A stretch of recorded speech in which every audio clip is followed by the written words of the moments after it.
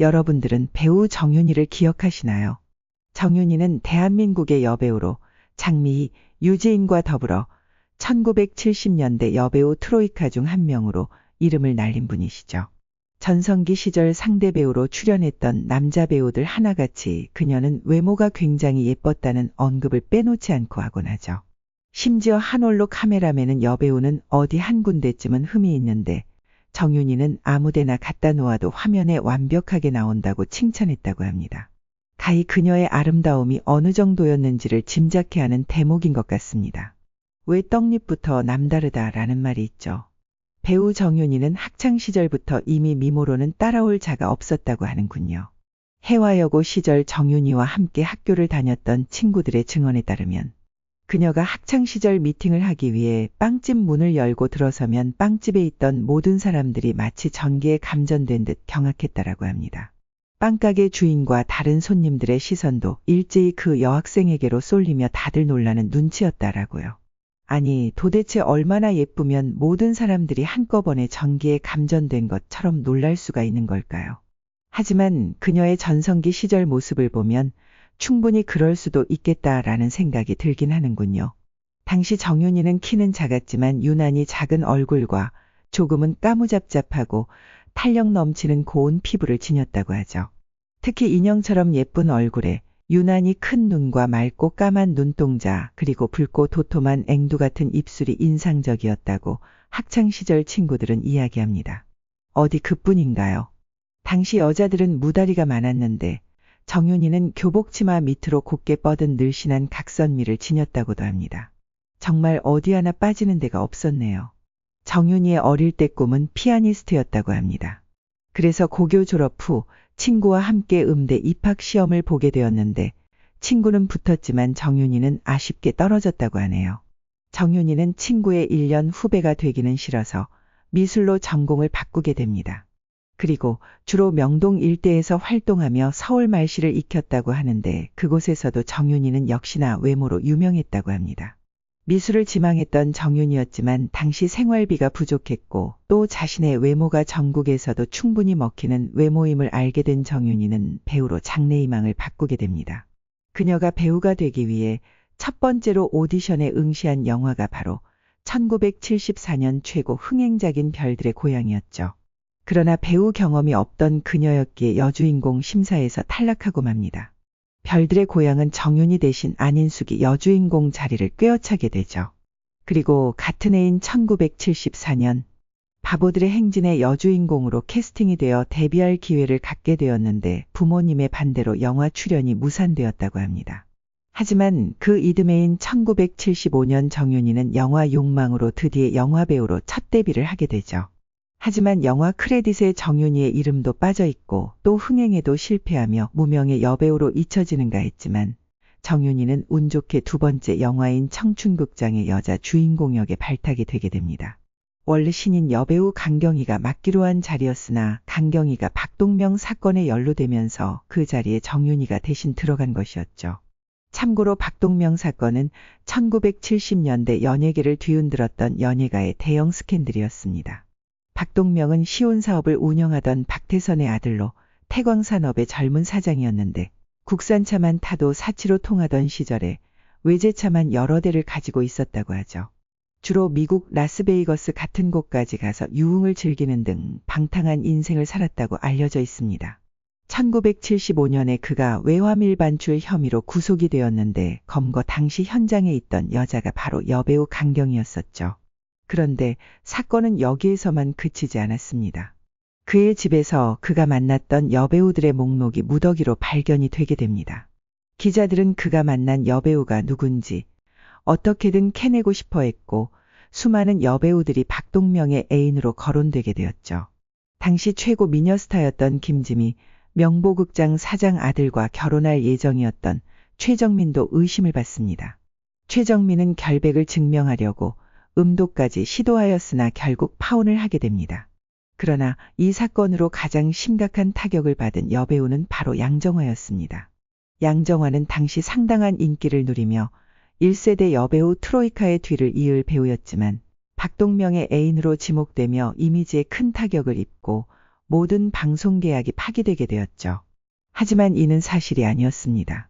MBC 전속이었던 양정화를 TBC에서 헤드헌팅을 시도했지만 거절당하자 앙심을 품고 모기업인 중앙일보를 통해서 보복을 시도한 것이었죠. 양정화는 결국 중앙일보를 상대로 1억 5천만 원대의 소송을 걸어 승소합니다. 여론도 다시 우호적으로 돌아와 수많은 작품 제의도 받게 되죠.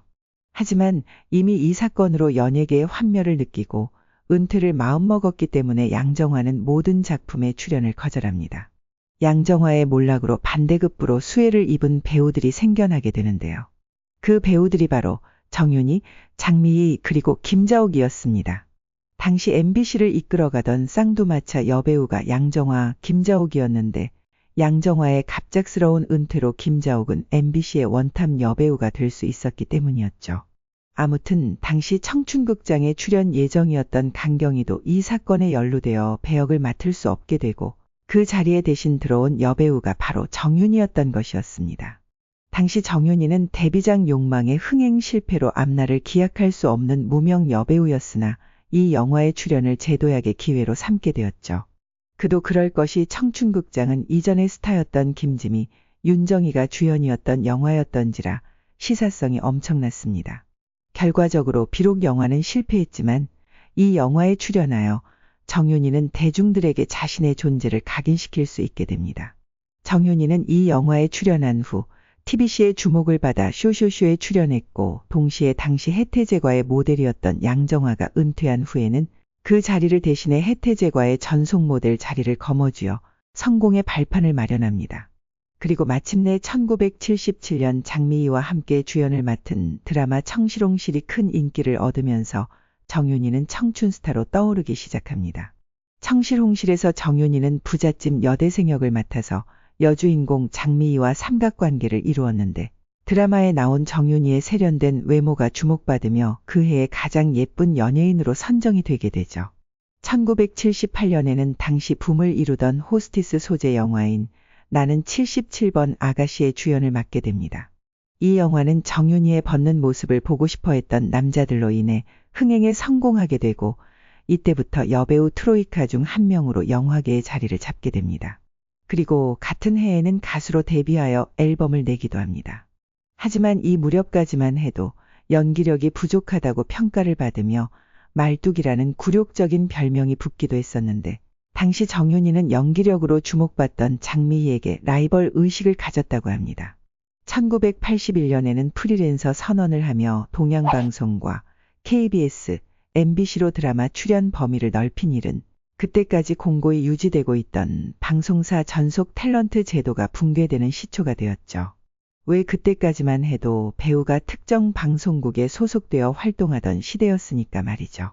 1981년에는 정진우 감독의 뻐꾸기도 밤에 우는가에서 자신만의 매력을 가득 표현해내는데 성공, 여우주연상까지 타내며 연기력 면에서도 인정을 받게 됩니다. 이후 비슷한 소재의 앵무새 몸으로 울었다로 또 한 번 연이은 성공을 거두게 되었죠. 영화에서 정윤희는 주로 남자들의 정복욕의 대상이 되는 미모의 여주인공 역할을 자주 맡았는데 당시 영화계 분위기가 노출 장면이 빠지지 않고 등장했기 때문에 정윤희 역시 노출연기를 자주 소화하곤 했던 것이었습니다. 그리고 1984년 정윤희는 중앙건설 조규영 회장과 결혼하면서 연예계에서 은퇴를 하게 됩니다. 조 회장은 당시 유부남이었던지라 엄밀히 보면 불륜관계였는데 당시 조 회장의 부인이 두 사람을 간통죄로 고소해 유치장에 수감되게 되죠. 이후 부인이 합의금 1억 원을 받고 고소를 취하하면서 풀려나게 되죠. 그 이후 조 회장이 전 부인과 갈라서고 정윤희와 정식으로 재혼을 하게 됩니다. 그렇게 은퇴 후 평범한 가정주부로 살던 정윤희는 2011년 전혀 생각지도 못했던 황망한 일을 겪게 됩니다. 미국에서 유학 중이던 막내 아들이 급성폐렴 증세로 병원에 입원 중 사망했다는 소식이었죠. 아들은 영재학교를 졸업한 후 아버지의 모교인 미국의 서던 캘리포니아 대학교에 진학한 수재였다고 합니다. 아들은 친구들과 술을 마신 후 급성 호흡곤란을 일으킨 뒤 병원에 입원하게 되었는데 안타깝게도 결국 사망하고 말았던 것이었죠. 정윤희는 조 회장이 전처와의 사이에서 낳은 자녀 1남 1녀와 자신이 낳은 막내 아들까지 2남 1녀를 키우고 있었는데 그중 자신이 낳은 막내 아들이 안타깝게 사망을 하고 말았던 것이었습니다. 안타까운 소식은 또 있었죠. 중앙건설이 자금난으로 인해 정윤이가 20년 넘게 거주해왔던 압구정 아파트가 경매에 붙여지기도 했습니다. 지금은 경기도에 거주하고 있다고 하죠.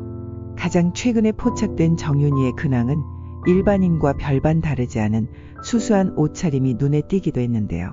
지금은 평범하게 일상적인 생활을 하고 있는 것으로 보입니다.